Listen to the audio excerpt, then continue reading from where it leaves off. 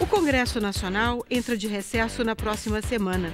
O que os congressistas fizeram neste semestre? Quais os ganhos da população desde a promulgação da Constituição? Para falar sobre este assunto, convidamos para o programa de hoje, direto de Brasília, o deputado Chico Alencar, do PSOL do Rio de Janeiro. Trabalhos do Congresso é o tema da Tribuna Independente, o plenário do povo que começa agora ao vivo pela Rede Vida, o canal da família, com a apresentação da jornalista Andréia Bonatelli. Olá, boa noite. A Tribuna Independente está no ar. Participam do programa de hoje fazendo perguntas ao convidado os jornalistas José Maria Trindade e Denise Rotenburg. Boa noite a vocês. Boa noite, Andréia. Boa noite, Denise. Um boa noite especial ao convidado de hoje, deputado Chico Alencar. Seja bem-vindo, deputado. Um grande prazer, boa noite. Boa noite. Aí, Andréia, José Maria, Denise. Para começar o programa, vamos conhecer um pouco mais sobre o entrevistado de hoje, deputado Chico Alencar. O líder do PSOL, Chico Alencar, foi vereador e está no seu terceiro mandato como deputado federal. Professor de formação, fez mestrado sobre os movimentos sociais. Chico Alencar é autor de 26 livros, todos voltados para a academia. O deputado Chico Alencar vai falar hoje sobre os trabalhos no Congresso Nacional e você em casa também pode participar mandando a sua pergunta. Veja como você pode participar. A Tribuna Independente é um programa interativo. Você pode participar encaminhando perguntas e questionando o convidado. As perguntas podem ser feitas pelo telefone 0, código da operadora 17 33 55 84 32. Pela internet, através do e-mail tribunadf@redevida.com.br ou pelo Twitter, @Deni Rotenburg. Participe e faça parte da família da Rede Vida.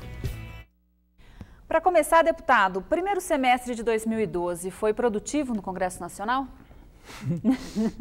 Eu sou muito crítico, né? Porque, embora não me perfile com aqueles que dizem que deputado não faz nada, senador é vagabundo, esse certo senso comum injusto, entendo que a gente avança pouco, porque ficamos devendo, e esse já é um passivo que cresce, algo central, reforma política. Esse assunto sumiu da pauta, ninguém mais fala, tem uma comissão especial lá, um relator empenhado, dedicado, o deputado Henrique Fontana, mas nada aconteceu. Tivemos algumas votações importantes, e aí, independente da posição geral, fui derrotado nelas, mas pelo menos o Código Florestal foi votado na Câmara, recebendo o projeto que veio do Senado, piorou muito, não houve nenhuma redução de danos, mas de qualquer forma foi votado. Também o Fundo de Previdência para os servidores, né, contra a nossa posição, mas era algo que estava meio encruado lá na pauta, foi votado. E de positivo, eu destacaria a PEC que estabelece punições mais rigorosas a quem explora trabalho escravo ou análogo ao de escravo, expropria terras, imóveis, bens para quem explora trabalho em condição semelhante à de escravo, e também o Plano Nacional de Educação, que finalmente, agora há pouco, foi aprovado em comissão, garantindo 10% ao longo de 10 anos para a educação. Mas aí vem o Guido Mantega e fala que vai quebrar o país. Pelo amor de Deus, educação não quebra o país. A falta da educação, já diziam os pioneiros da Escola Nova, em 1932, objeto de uma bela sessão solene hoje de manhã na Câmara, é que quebra qualquer país, qualquer sociedade. Agora, por que o senhor acha que a reforma política não anda no Congresso?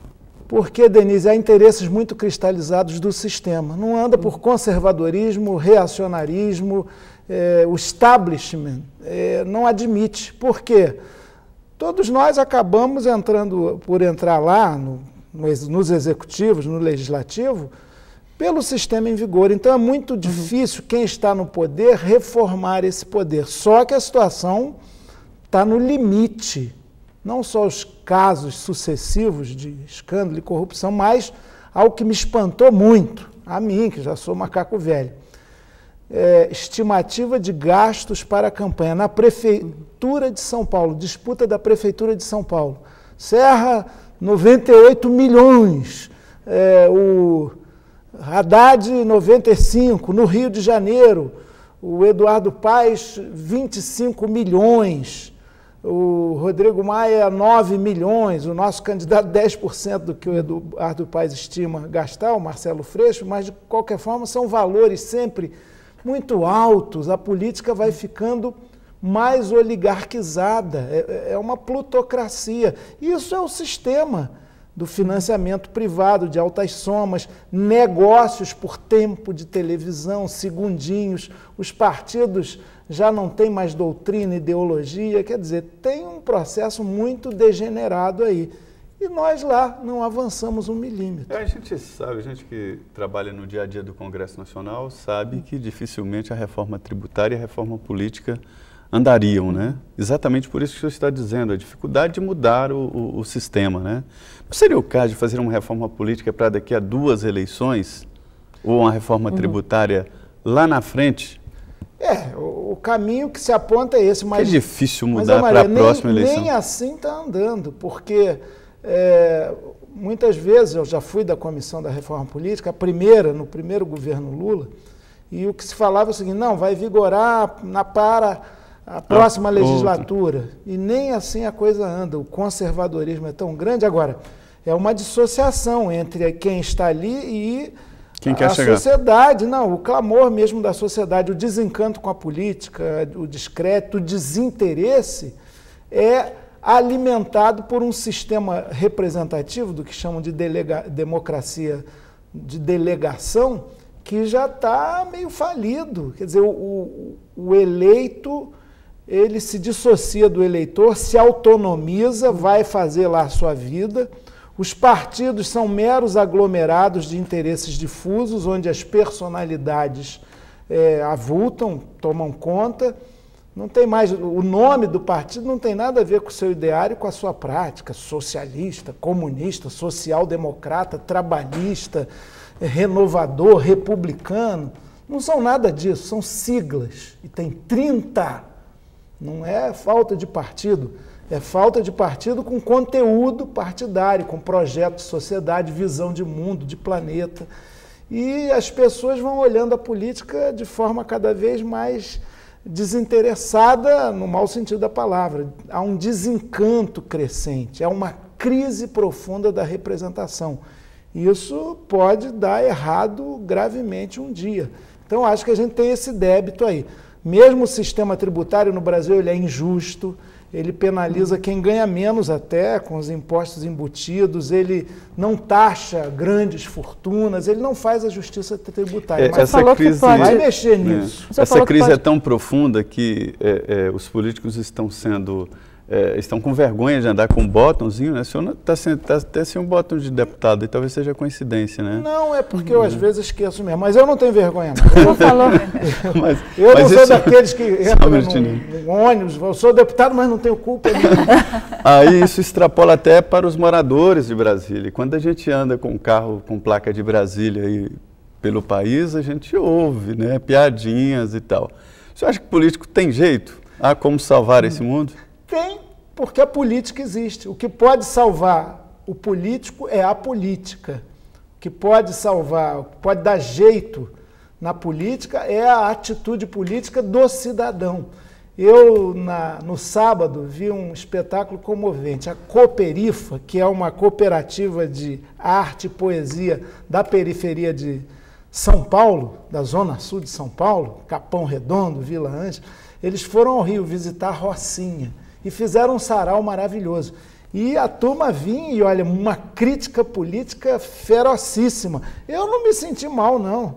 Até falei lá, Chico Pinheiro, colega, jornalista, apresentador de TV, ele também está morando no Rio agora.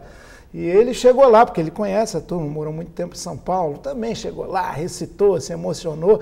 A crítica social e política era violenta.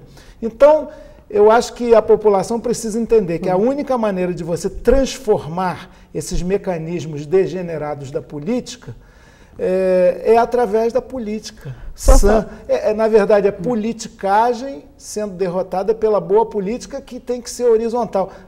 Tem expressões do nosso dia a dia que são completamente erradas. entrar para a política. De vez em quando me perguntam isso. Quando você entrou para a política? Eu falei, não, a política está na minha vida desde que eu nasci, porque eu nasci numa classe social, numa cidade com tais e tais características, frequentei tais escolas, tive ou não tive tais e tais oportunidades. Isso tudo é a polis que me permite, me possibilita ou me nega. Então a política é uma dimensão do ser humano. Aliás, o Papa Paulo VI falou que a dimensão mais plena da caridade, do amor, é a dimensão política. A gente tem que aprender isso.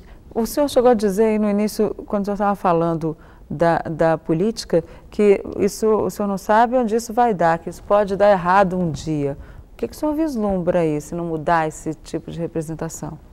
Olha, aí tem a história, eu sou formado em história, né? Eu sou professor, aliás, e estou deputado exercendo mandato.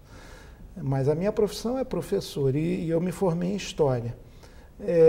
E ela revela que quando há um grande desinteresse pelas estruturas naturais da política, o partido, o sistema representativo eleitoral, as aventuras personalistas ou autoritárias podem prosperar. O desencanto também exige mecanismos cada vez mais autoritários para conter explosões esporádicas, revoltas efêmeras até, mas então a gente pode ter um futuro de autoritarismo, de caudilismo, de personalismo como saída. Eu fico muito preocupado com essa situação. Mas a eleição do Collor já foi por aí, né? Foi. Você vê, a primeira eleição direta, meu primeiro voto, provavelmente todo mundo aqui dessa mesa, talvez as moças não votassem ainda. Mas o meu foi emocionante, né? Não votei no Collor, nem no primeiro nem no segundo turno. Votei no mesmo candidato, no Lula, no primeiro e no segundo turno, em 1989. Mas o Collor não tinha partido e era uma figura que está aí no Senado, mas uma figura... Caçador de Marajá. Arrebatadora, porque as estruturas políticas estavam ainda pouco maduras. Agora, a gente vê uma situação tão confusa agora que Lula e Maluf são amigos cordiais e aliados. Evidente, o PP já estava na base do governo faz tempo. Só que essa imagem, ela choca e confunde, porque se há algo que é marcadamente separado, é o Lula e o PT e o Maluf, a partir de São Paulo. E agora estão ali juntos. Quando o povo começa a não entender bem quem é quem na política, o que ele representa, a gente está vivendo uma crise. O senhor se arrepende de ter ajudado na construção do PT? Nem um pouco, pelo contrário. Continuo achando que a melhor construção partidária do Brasil depois da chamada Revolução de 30 foi o Partido dos Trabalhadores. Eu continuo todo dia lamentando a situação em que o PT chegou. Continuo dizendo sempre que eu saí do PT para continuar praticando, junto com outros, os valores que eu aprendi no próprio PT. O senhor falou aí... Aliás, hoje, Zé Maria, só um detalhe, hoje teve um depoimento na CPI do Cachoeira, do prefeito de Palmas. Foi palmar a situação a que o PT chegou. Ele é do PT. Veio do PDS, da Arena, depois foi para o PFL, depois foi para o PSDB, depois foi para o PPS. Isso já não depõe a favor de ninguém. Esse caminho errático do partido de alta rotatividade. E chegou no PT e ele, sabe, o clientelismo político, toma lá da cá, são normais, fora a mentira, disfarçatez. O senhor traçou um quadro aí que me lembrou aquele livro, né, A Revolução dos Bichos, do George Orwell. E aí, como é que é? Esse é o traçado natural dos partidos políticos? Quer dizer, o pessoal nasce, faz essa apologia da ética, essa política diferente, e depois toma aquele caminho quando chega ao poder. É isso mesmo? Essa é a trajetória natural da política? Olha, Zé Maria, além do George Orwell, tem o Robert Mitchell, que é um sociólogo, estudioso do início da primeira metade do século passado, em que ele falava que todo partido revolucionário, ou que queria muita mudança, quanto mais fosse ocupando espaços na institucionalidade, ia perdendo esses valores iniciais, e ficando mais autoritário. E ficando acomodado e ganhando gordura e se tornando um partido da ordem. A gente tem que ter atenção, né? Porque, evidentemente, ainda mais no Brasil, ocupar espaços na institucionalidade é fundamental. Todos os movimentos de transformação sempre tinham um pé na institucionalidade, buscavam espaços na institucionalidade. Agora, isso não pode fazer com que valores fundamentais, como a transparência, a ética na política, sejam esquecidos. A fronteira, e não é sectarismo, a fronteira ideológica e da moralidade pública precisa ser mantida. Se você quebra isso, você se descaracteriza. O pessoal corre esse risco? Corre, é evidente. É uma formação humana, tem suas mazelas. Agora, a gente aprendeu também com a experiência do PT, para não sermos soberbos, aliás, com o nosso tamanhinho ainda, não daria nem para ser. Para não acharmos que somos os arautos da moralidade, quem achava isso era o Demóstenes Torres, né? Para não querer dar lição para ninguém. Agora, a gente repete que ser transparente e honesto na política não é virtude. Obrigação. É uma obrigação. Mesmo quem, independente da posição política, você ter uma postura correta, né?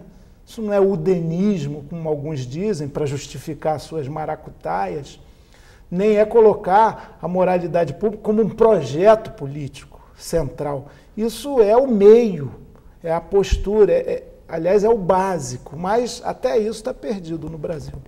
Agora tem algumas perguntas aqui no Twitter. Emilson Costa, do Rio de Janeiro, pergunta, ele entra na questão das matérias civis e penais. Seria mais producente aos cidadãos se os estados tivessem a prerrogativa de legislarem sobre matérias civil e penal? Olha, uma experiência norte-americana. O Brasil é uma federação diferente, não teve originalmente essa autonomia que alguns estados americanos tiveram, desde a sua formação, com a independência, depois a Guerra de Secessão. Agora, eu acho que não, o problema nosso não é esse, porque uma coisa valiosa da nossa formação é que a gente conseguiu manter uma unidade num país grande. O Brasil tem essa unidade linguística, cultural, na sua profunda e rica diversidade. O nosso povo é muito diferenciado, mas ao mesmo tempo tem um amálgama aí que nos constitui. Isso é bacana, é bonito. Então eu creio que não, acho que o sistema de hoje, que é federativo, os estados, os municípios, têm as suas leis próprias, leis não faltam no país. Outro dia eu estava lendo aí, nós temos 180 mil leis em vigor, 180 mil. Dizem que no Brasil seria revolucionário cumprir a lei, a sociedade mudaria. Isso aqui é um paraíso dos advogados, né? Pois é. E aí por isso precisa eleger 57 mil vereadores, a maior democracia formal e banal do mundo. Mas o Emilson faz essa pergunta, eu acho que não. A gente tem um sistema representativo, federativo, que do ponto de vista jurídico tem até excesso, sobreposição de leis. Acho que não deve autonomizar tanto os estados, não. Muito bem, vamos agora chamar o primeiro intervalo. Faça sua pergunta. O deputado federal Chico Alencar vai respondê-la daqui a pouco, depois do intervalo.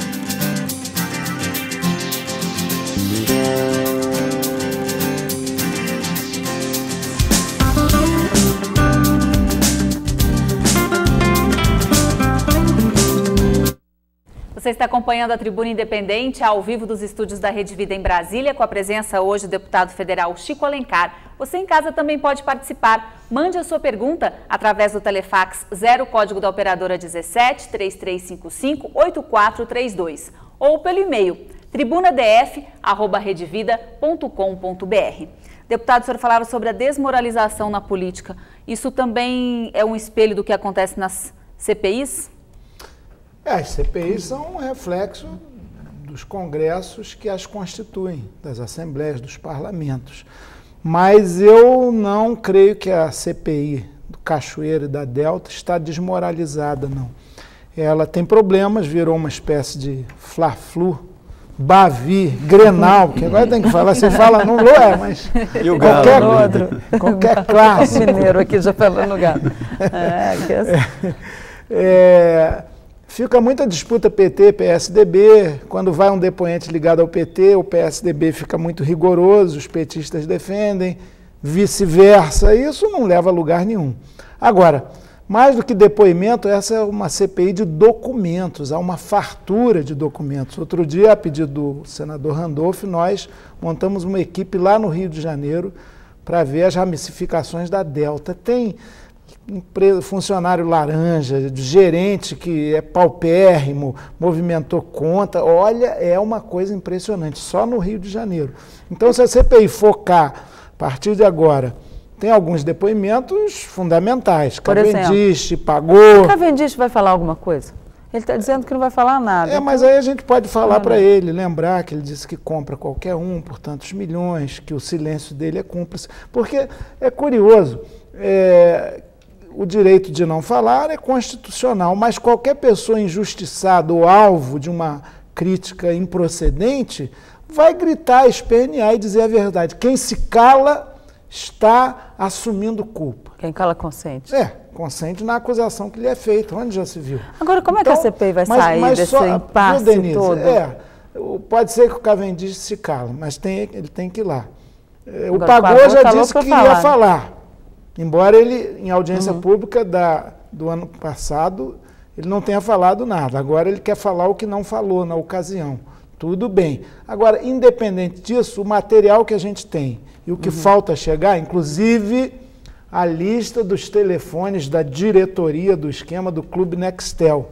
Até hoje, nós não recebemos da Polícia Federal esses números que chegam a cerca de 100. Quem está naquele esquema eram aqueles telefones habilitados em Miami, à prova de grampo, supostamente. Esses são o eixo da organização criminosa. O senhor acha que pode haver aí uma operação tartaruga da Polícia Federal para não repassar essas informações à CPI? Pode, mas eu espero que ela não esteja acontecendo. Não, por enquanto eu não tenho elementos para dizer que aconteceu ou que está acontecendo, até porque a Polícia Federal é que tem dado base, lastro, a própria instalação da CPI aos seus primeiros trabalhos. Só para entender aqui, a CPI, essa CPI, ela é ao contrário, né? Ela já começou com tudo pronto, com né? tudo pronto, a investigação presa, antiga da Polícia Federal, né? Com detalhes, com grampos telefônicos, né? E a gente vê que realmente essa é diferente porque os depoimentos não acontecem, né? Tudo deve ser feito ali na investigação daqueles documentos. E isso deve se aprofundar com relação agora a esse espaço aí, esse recesso parlamentar, quando não haverá depoimentos, né, deputado? E aí a Denise falando aí sobre essa investigação da CPI e os nomes, os telefones foram plantados no esquema pela Polícia Federal. Disseram para o Dadá lá, aquele sargento da aeronáutica, de que a Polícia Federal tinha dificuldades com os telefones porque não conseguia grampear. O Dadá foi lá e entregou os telefones que a polícia grampeou, né? Esse foi o segredo. Aí, o que acontece é o seguinte, como chegar aos políticos, que esse é o objetivo, né? Chegar aos políticos que se beneficiaram desse esquema. Porque o próprio Randolph diz que o Carlinhos Cachoeira não era mais bicheiro ultimamente, não. Que o forte do faturamento era o setor público, corrupção. Ele estava transitando da contravenção, tinha muitos negócios. Aliás, aqui o entorno de Brasília era chamado de Las Vegas do Planalto, né? tinha um sócio aí que também já andou preso, uma família forte da contravenção, mas ele começou a diversificar os negócios e querer adquirir tá se preparando uma pra dimensão sair, né? legal. É verdade que ele só estava usando a contravenção para ter acesso a dinheiro vivo, em espécie, para poder pagar as propinas? Há essa tese, né? Mas por outro lado, as empresas que ele ia constituindo eram também um meio de lavar esse dinheiro da contravenção, que é um dinheiro cash, que é dinheiro vivo. Então ele, através de empresas e da sociedade com a Delta, a Polícia Federal nos disse, Cláudio Abreu e Cachoeira, eles eram sócios do empreendimento da Delta, e o Cláudio Abreu era uma figura importante da Delta Nacional. O PT fica querendo circunscrever ao centro-oeste. Claro que aqui tinha uma dimensão de negócios intensa, inclusive em Tocantins, não só com a Prefeitura de Palmas, também no plano estadual. O governador Siqueira Campos deve tomar iniciativa similar à de seus colegas Agnello e o de Goiás, o Marconi, e vira a CPI. Eu acho que onde tem Delta tem problema, tem corrupção. Eu tenho certeza, porque era o modus operandi.